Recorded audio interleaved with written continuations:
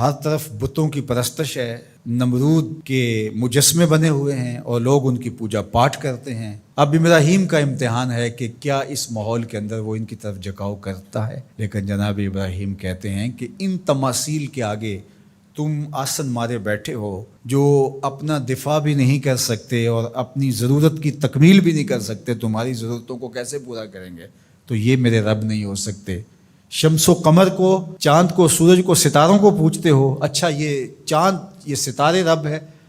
تو جب ڈوب گئے تو کہا کہ جو ڈوبنے والے ہیں وہ میرے رب تو نہیں ہو سکتے، مجھے رب کی ضرورت پڑ جائے، رب ڈوبا ہوا ہو تو مجھے تو وہ چاہیے جو ہر وقت حاضر ہو، تو میں تو اس رب کی پوجا نہیں کر سکتا۔ یہ ان کے شعور کا امتحان تھا اور اس شعوری امتحان میں پورے نکلے۔ پھر اس کے بعد اگلا امتحان تھا کہ وہ اس شعور کو بیان کرنے کی طاقت بھی رکھتے ہیں کہ نہیں۔ پھر بت کدا ٹوٹتا ہے، نمرود کا دربار سجتا ہے، اور وہاں جو خطبہ حضرت ابراہیم نے دیا زمانے نے سنا، جب کلہاڑا اس بڑے بت کے کندھے پہ رکھ دیا اور باقی سارے بتوں کا تیا پانچا کر کے رکھ دیا، جب وہ میلے سے واپس آئے تو ابراہیم بڑی بے نیازی سے بولتے ان کے بڑے نے کیا ہوگا، دیکھو اسلحہ تو اسی کے کندھے پر ہے۔ تو وہ کہنے لگے ابراہیم تو جانتا ہے یہ بولتے نہیں ہیں، اور حضرت ابراہیم یہی تو لانا چاہتے تھے۔ پھر جو خطبہ دیا، اُفِّل لَکُمْ وَلِمَا تَعْبُدُونَ مِن دُونِ اللَّهِ أَفَلَا تَعْقِلُونَ، افسوس ہے تمہارے اوپر اور افسوس ہے ان پر جن کو تم اللہ کے علاوہ پوجتے ہو۔ افلا تعقلون، تمہاری کھوپڑی میں دماغ نہیں ہے۔ اور پھر اللہ کی توحید کا بیان فرمایا۔ پھر اس کے بعد جان کا امتحان آیا، تو پھر جلتے ہوئے شعلوں کے اندر جس طرح ہنس کے داخل ہوا پیغمبر، یہ الگ اور نرالی شان تھی۔ نمرود نے سوچا تھا جل کے راکھ ہو گیا ہوگا چخا میں، لیکن 40 دن کے بعد جب آگ بجھتی ہے تو حضرت ابراہیم انگاروں سے چلتے ہوئے یوں باہر آتے ہیں جس طرح پھولوں پر کوئی نازنین چل کے آ رہا۔ پھر 87 سال عمر ہے، اللہ تعالیٰ پھر حضرت ہاجرہ کے بطن سے حضرت اسماعیل کی صورت میں اولاد عطا کرتا ہے۔ اب اتنی بڑھاپے کی عمر میں اولاد نصیب ہو تو انسان کا جی چاہتا ہے سارے کام کاج چھوڑ کے گھر بیٹھ جاؤں اور میں اپنی اولاد کے چہرے کی بلائیں لوں، لیکن حکم ہوتا ہے اپنی زوجہ کو بھی اور اپنے نو مولود بیٹے کو بھی ایسی وادی میں چھوڑاؤ جہاں کوئی سبزہ بھی نہیں ہوگا۔ اللہ اکبر۔ پھر اسماعیل علیہ السلام کی ایڑیوں کے رگڑنے سے زمزم جاری ہوتا ہے۔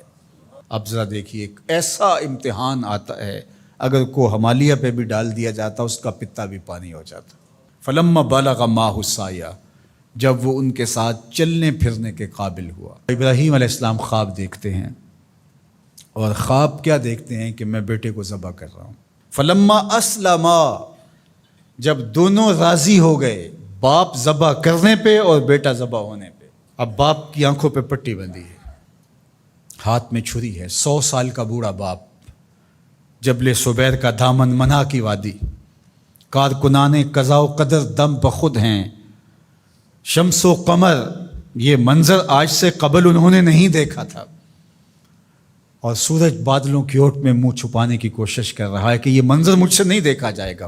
حوروں کی چیخیں نکل رہی ہے، کائنات تھرا رہی ہے، مالک قیامت آنے والی۔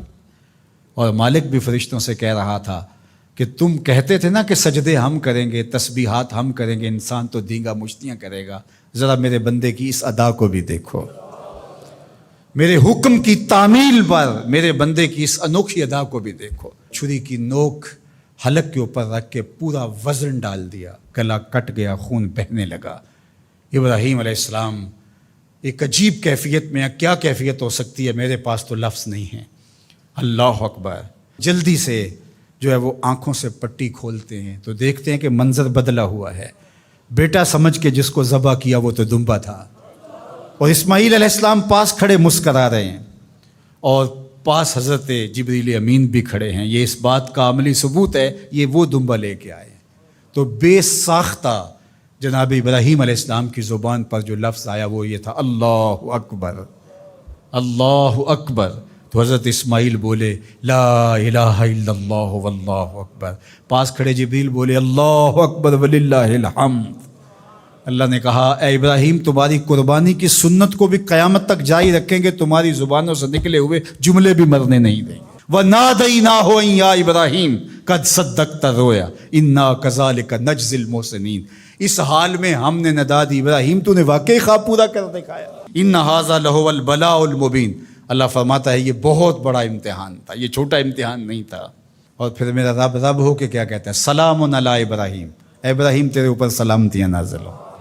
اللہ اکبر۔ پرسوں بھی میں کسی منڈی کے قریب سے گزرا، کہتے ہیں اس علاقے کی سب سے بڑی منڈی ہے، تو ہزاروں جانور، ہجوم محبت، اور سڑکوں پر، گلیوں میں، بازاروں میں، کوئی یہاں گائے لے کے جا رہا ہے، کوئی بیل، کوئی اونٹ اٹھا کے لے کے جا رہا ہے، تو بے ساختہ میری زبان سے یہی نکلتا ہے، سلام علی ابراہیم، ابراہیم تیرے اوپر سلامتیاں نازل ہوں۔ اللہ اکبر۔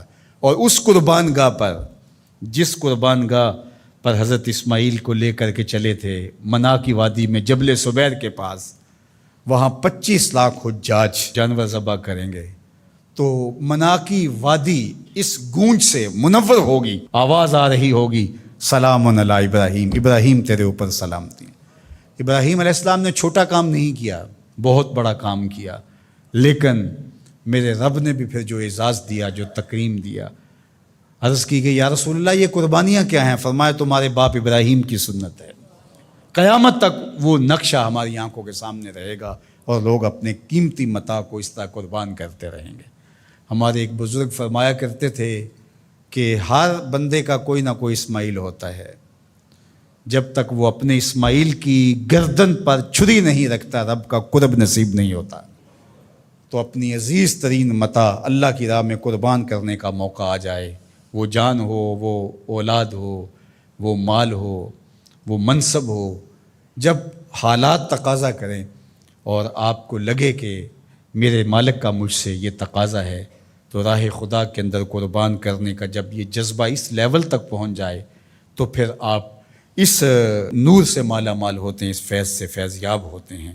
ہمارے لیے یہ واقعات اس لیے رکھے، ہم تو چھوٹے چھوٹے امتحانوں سے ڈر جاتے ہیں، ہمیں بڑے امتحان بھی دینے پڑے تو ہمارے بڑوں کی سیرت یہ ہے کہ ہم کشادہ دلی کے ساتھ، خوش دلی کے ساتھ ان امتحانوں سے گزریں، پھر ہمارے رب کی رحمتیں اور کرم نوازیاں ہمارے شامل حال ہوں گی۔